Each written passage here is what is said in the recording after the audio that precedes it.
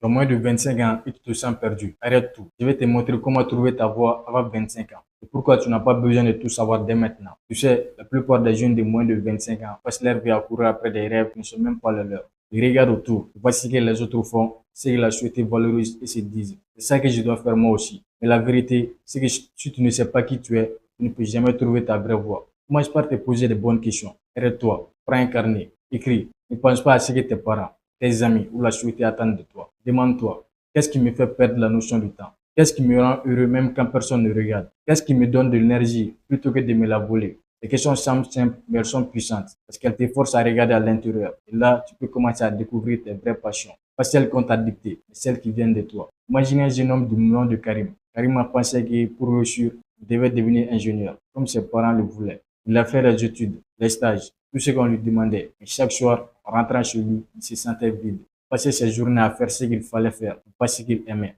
Un jour, il a décidé d'essayer quelque chose de différent. Juste un petit projet sur le côté. Lié à la musique, sa vraie passion. Au début, c'était ridicule à ses yeux et à ceux de son entourage. Mais petit à petit, il a commencé à se sentir vivant. Chaque journée avait du sens. Et devine quoi? Aujourd'hui, Karim a transformé cette passion en projet qui le nourrit et lui donne de l'énergie.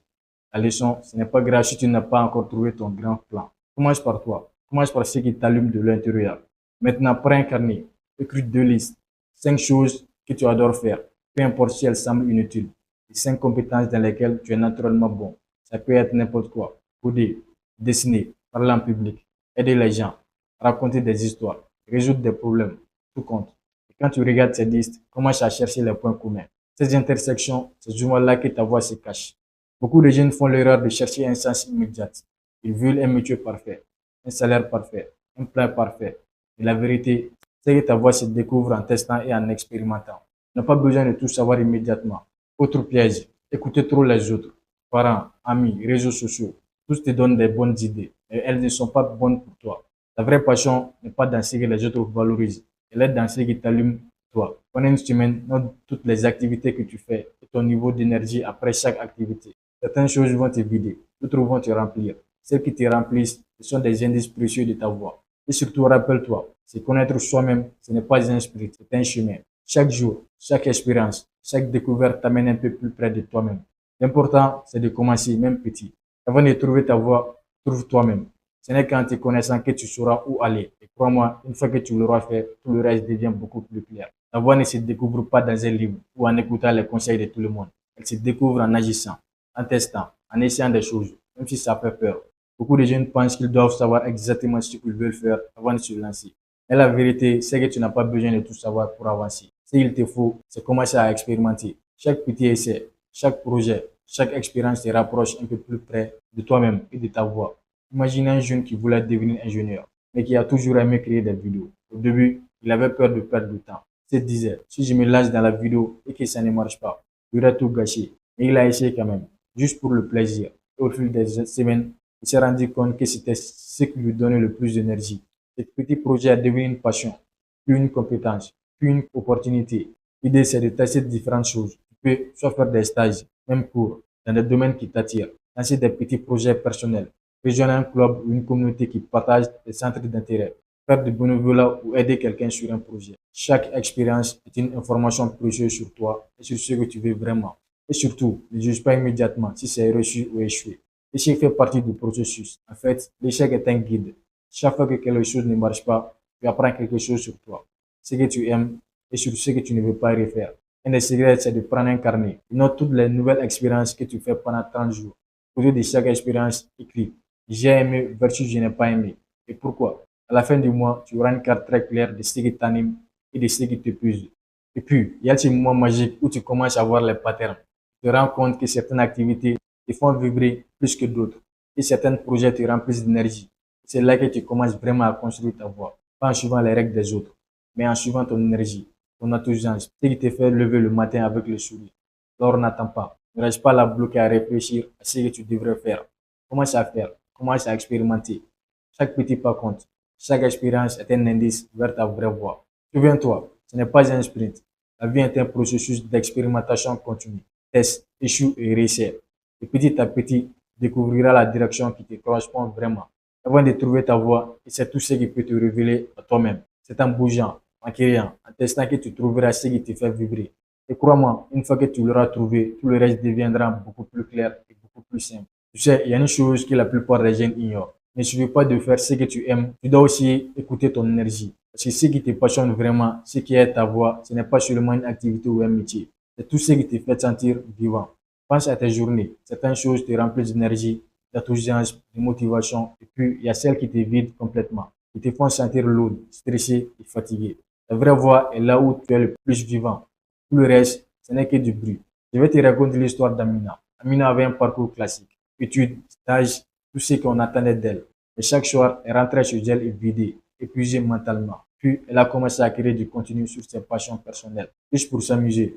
Elle avait peur, mais elle l'a fait. Et devine quoi? Chaque fois qu'elle travaillait sur ses projets personnels, elle se sentait légère, motivée, pleine d'idées. Sa vraie voix n'était pas donc le chemin standard que tout le monde lui disait de suivre, et dans ce qui la remplissait d'énergie. Alors, comment faire pour écouter ton énergie? C'est simple. Commence à observer tes réactions. Après chaque activité ou expérience, demande-toi, est-ce que je me sens vidé ou est-ce que je me sens vivant? Note-le. Plus tu le fais, plus tu auras des données précieuses sur ce qui te correspond vraiment. Et attention, il ne s'agit pas seulement de plaisir ou de ce qui est fun. Parfois, une activité peut être difficile, demander de l'effort, mais te remplir profondément parce qu'elle est alignée avec tes valeurs et tes talents. L'énergie n'est pas seulement une sensation légère, c'est un indicateur de ce qui te correspond vraiment. Pendant une semaine, fais une liste de toutes les activités et note ton niveau d'énergie après chaque activité, sur 1 à 10. À la fin de la semaine, regarde ce qui te fait monter et ce qui te fait descendre. Les activités qui te font monter, ce sont des indices. Les activités qui te font descendre, ce sont tes signaux d'alerte. Écoute ton énergie. Dire non à ce qui te pompe, à ce qui te détourne de ta voix. Beaucoup de jeunes passent leur temps à courir après des obligations ou des attentes qui les vident. Apprends à reconnaître ces moments et à te protéger. Ce n'est pas de l'égoïsme, c'est de l'intelligence. Souviens-toi, ta voix se cache dans ce qui te fait te sentir vivant. Ce n'est pas toujours facile à reconnaître. Mais si tu t'écoutes vraiment, tu observes ton énergie, tu commences à tracer ton chemin. Chaque pas, chaque test, chaque expérience devient plus claire quand tu sais ce qui te nourrit. Avant de continuer ton chemin, pose-toi cette question. Quelle activité te remplit réellement?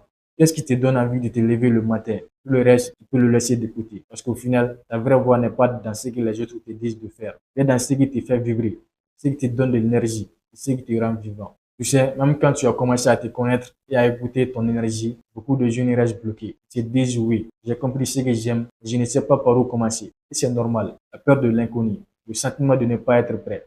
Tout ça, ça peut paralyser. Et c'est là que les mini-objectifs entrent en jeu. Tu n'as pas besoin de tout résoudre d'un coup. Tu n'as pas besoin d'avoir un plan parfait. Ce que tu dois faire, c'est avancer petit à petit, un pas après l'autre. Imagine un jeune qui voulait créer sa propre entreprise. Au début, il ne savait même pas comment commencer. Mais il s'est fixé un petit objectif. Parler à 5 personnes de son idée de 7 semaines. Simple, concret et faisable. La semaine suivante, il a amélioré son idée, testé un prototype, et ainsi de suite. Chaque mini-objectif l'a rapproché de son vrai projet, sans le bloquer par la peur de devoir tout réussir dès le début.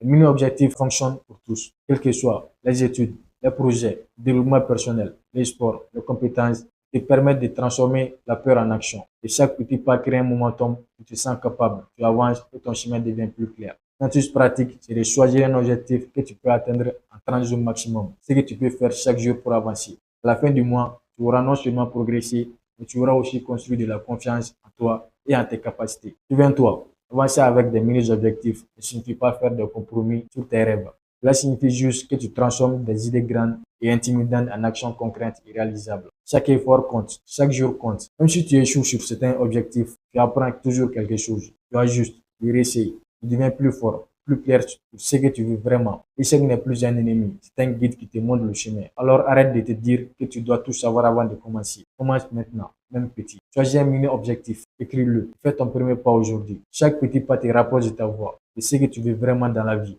de la personne que tu es destiné à devenir. Avant de conclure, rappelle-toi, le plus important n'est pas de courir vite, mais de ne jamais arrêter de marcher. Avance petit, mais avance chaque jour. Et au fil du temps, tu te rendras compte que ce chemin, construit pas à pas, te mène exactement là où tu devais être. Trouver sa voie avant 25 ans n'est pas un sprint. Ce n'est pas quelque chose que tu dois réussir du premier coup ou que tu dois avoir parfaitement planifié. C'est un chemin fait de petites actions, d'expériences, de tests, d'échecs et surtout de découvertes sur toi-même. Rappelle-toi, commence par te connaître, écoute ton énergie, teste des choses et avance avec des mini-objectifs. Chaque petit pas compte, chaque expérience te rapproche un peu plus de ce que tu veux vraiment dans la vie. Ne te compare pas aux autres. Ta voix n'est pas celle de ton ami, de ta chère ou de ton voisin. Elle est unique. et elle t'appartient. Ce que tu dois faire, c'est avancer, même petit, avancer chaque jour. Alors pose-toi cette question. Quelle est la première action que tu vas tester cette semaine pour avancer vers ta voie? Commence aujourd'hui, même petit. Et regarde comment ton chemin devient clair. N'oublie pas, avance petit, mais rêve grand.